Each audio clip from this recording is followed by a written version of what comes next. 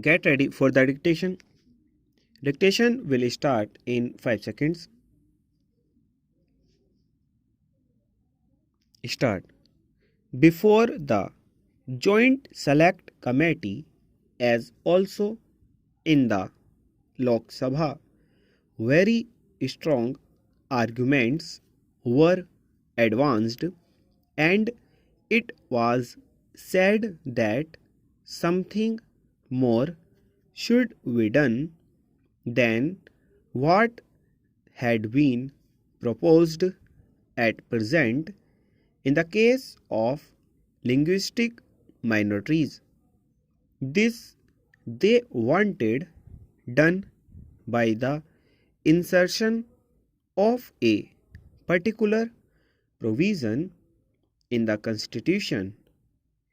It would be clear to honorable members when the Constitution 9th Amendment Bill is taken into consideration.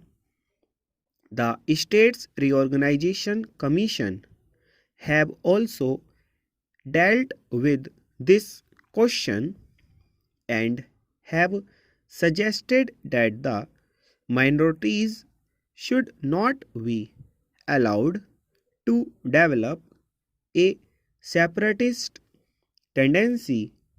They should not ask for a state within a state or something else incompatible with their citizens of that particular state. Still, it is essential, especially where there are linguistic minorities, that some proper safeguards should be evolved. For that purpose, certain provisions have to be included in the Constitution.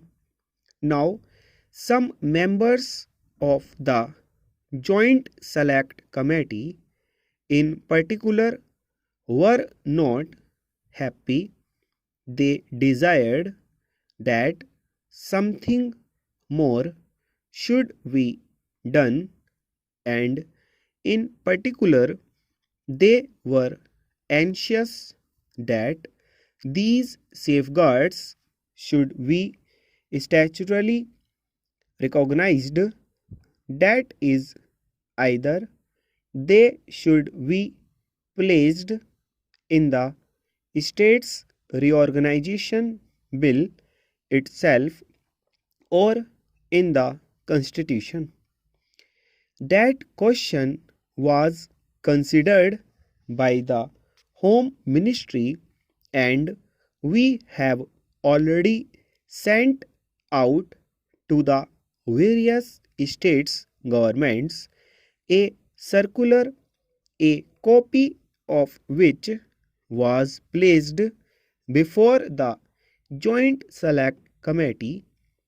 This circular has been published along with the report of the Joint Select Committee.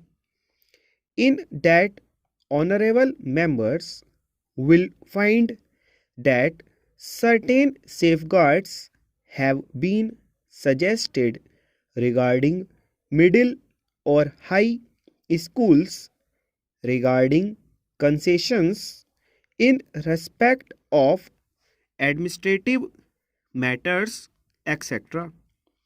It was suggested that the governor ought to have some powers of making inquiries into these matters. The governor also will be making inquiries in the light of the amendment that has been proposed in the Constitution 9th Amendment Bill. It was further contended that it would not be sufficient unless we have got statutory safeguards. So far as these statutory safeguards are concerned, it was considered that it would not be advisable in the interests of the linguistic minorities themselves to have these safeguards. What is most important is that though certain rights have to be safeguarded to the minorities, they have to develop a sense of oneness and harmony with the rest of the population, and the rest of the population also should not believe that these people have got separatist tendencies. If certain statutory safeguards were introduced, it was felt that they would lead rather to the worsening of the good relations between the linguistic minorities and others than to any improvement.